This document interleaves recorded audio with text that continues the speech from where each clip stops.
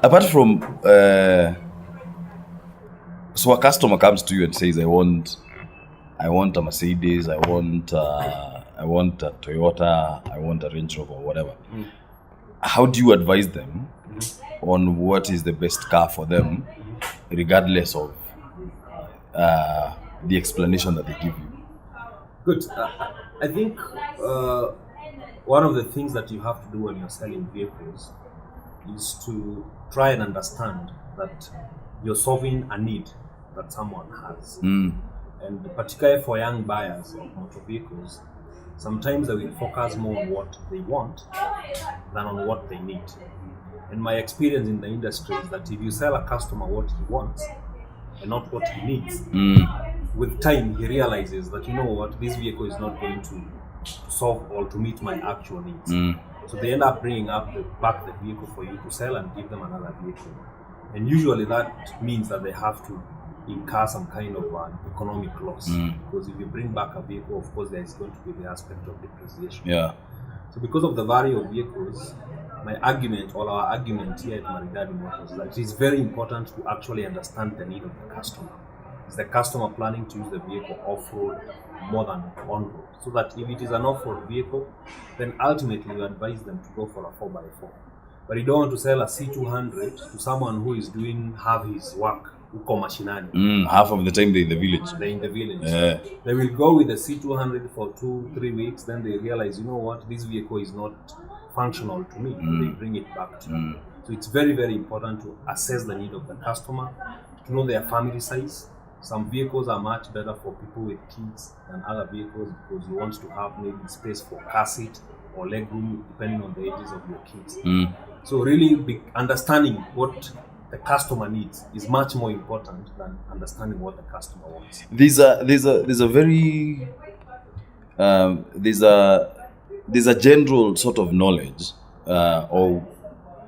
or an image that we have created in our heads, especially in this country, that the only vehicle that will survive Kenyan roads is a Toyota.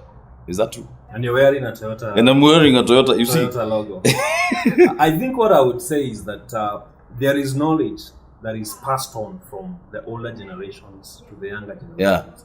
And obviously, if you look at the history of automobiles in Kenya and even majorly in Africa, most African countries, you can appreciate that Toyota was way ahead of the other brands in marketing itself.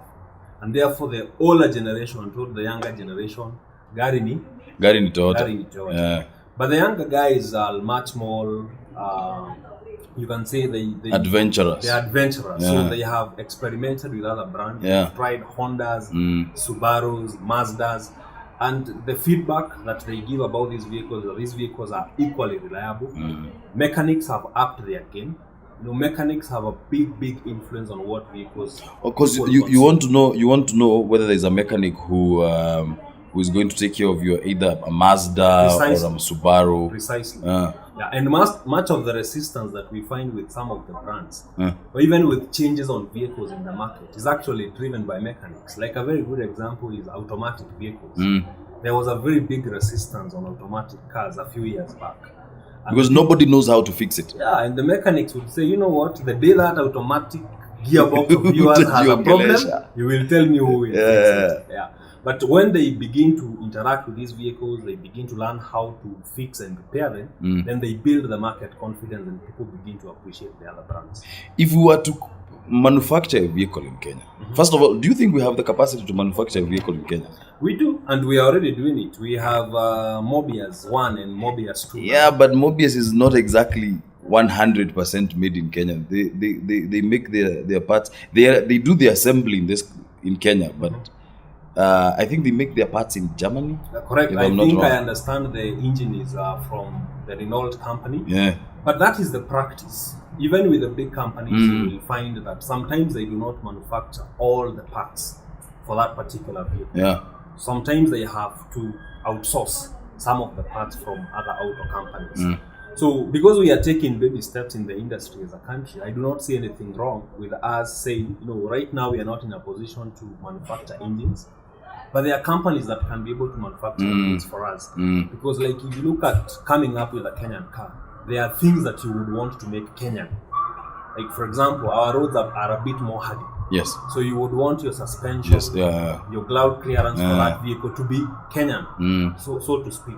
So it still adds value that vehicle is actually manufactured in Kenya, even though the engine is not Kenyan. And like we say, there is no point of reinventing the wheel. If you can buy an engine from somewhere that is ready and will do a good job for you, why not? In any case, at a Boeing, they normally get their engines from Rolls-Royce. Precisely. And General Electric. So I understand your point. Yeah.